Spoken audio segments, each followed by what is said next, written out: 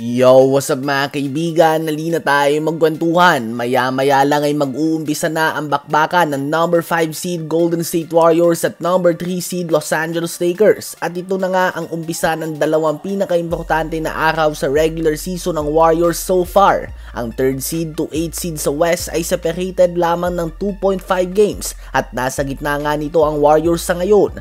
Napaka-importante ng dalawang magkasunod na araw na ito para sa Warriors dahil makakaharap nga nila ang Lakers mamaya at ang 4th seed Denver Nuggets bukas. So back-to-back games nga yan. Kung mananalo sila sa dalawang game na ito ay may chance pa nga sila para sa 3rd seed.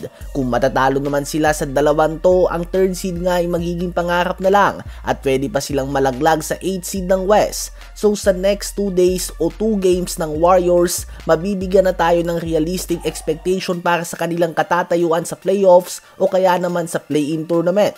Sa palagay nyo ba ay kakayanin pa nilang umangat sa 3rd seed ng Western Conference? Ngayon ay tumungo naman tayo kay Nikola Jokic. Gumawa pa lamang ito ng kakaibang 60 points, 10 rebounds and 10 assists triple-double. Oo, natalo sila, subalit obvious naman na hindi niya ito kasalanan. May 3 MVP na nga si Jokic mga kaibigan, regular season MVP. Sa palagay nga ng iba ay dapat meron na siyang 5 matapos ang season na ito dahil dapat nga daw sa kanya napunta yung kay Joel Embiid at pati na din ang sa season na ito.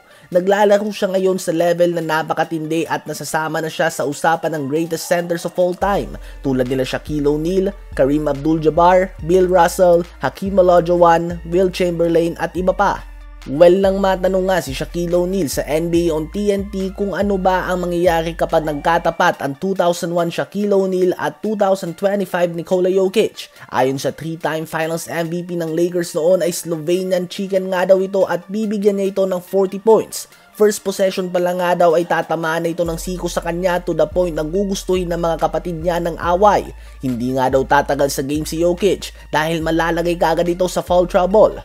Una sa lahat ay hindi nga Slovenian si Nikola Jokic, Serbian ito, si Luka Doncic nga ang taga Slovenia mga kaibigan.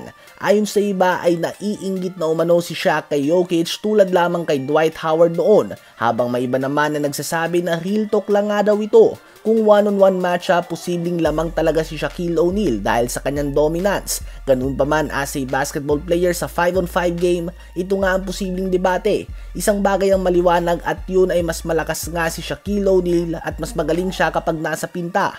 Subalit the rest mga kaibigan, mapa-IQ man ito, shooting sa mid-range, 3 points, free throw, passing, making the team better, mas madaling pakisamahan, mas madaling i-coach at low-maintenance star, si Nikola Jokic nga ito mga kaibigan.